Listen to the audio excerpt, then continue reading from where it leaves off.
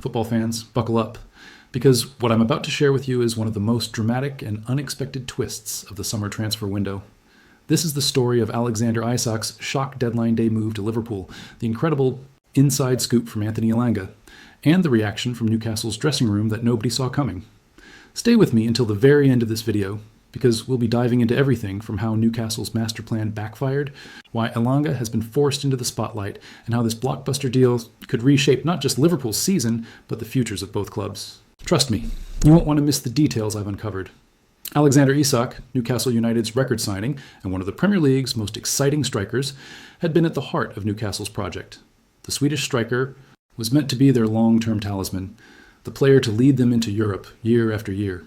But instead, after a summer-long saga filled with rumors, silence, and even a self-imposed exile, Isak shocked the footballing world by signing for Liverpool on deadline day in a deal worth a staggering $90 million.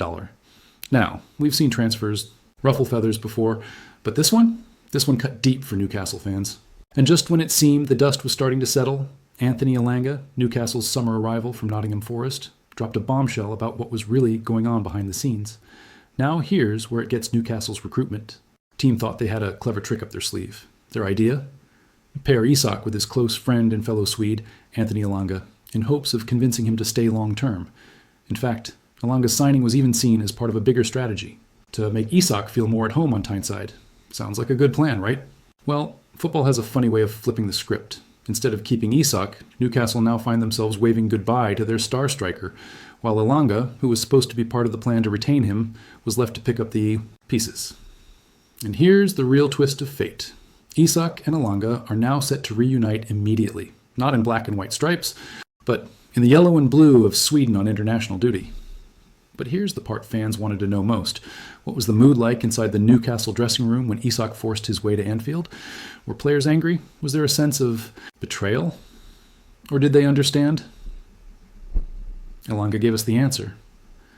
Speaking to the media, he revealed that the dressing room reaction was surprisingly chill. That's right. While many fans have been fuming, venting on social media, and even editing Swedish flags at St. James Park to blot out Isak's name, the players themselves seemed to take it in stride. It has been chill, Elanga insisted. He had a contract with us, and now he's with Liverpool. And we all think he is a very good player.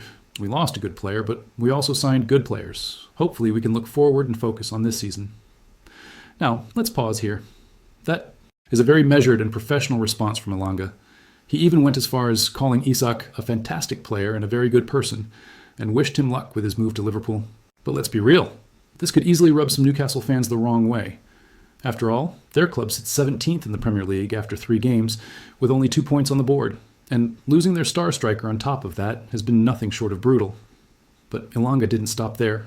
He also spoke about his own journey to Newcastle, saying, "We have started well in the first 3 games. It's just a shame that we haven't won, but I'm happy with my choice. We have good players, very good leaders, and hopefully we can have a good season.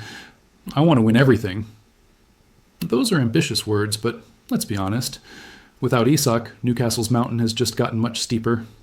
The club will now rely heavily on Elanga himself, along with new faces like Nick Woltemade and Johan Wissa to fill the enormous void left behind. Meanwhile, at Liverpool, this move could prove to be the masterstroke of the season. Imagine this. Darwin Núñez, Luis Diaz, Mohamed Salah, and now Alexander Isak, all in the same attacking setup under Arne's slot.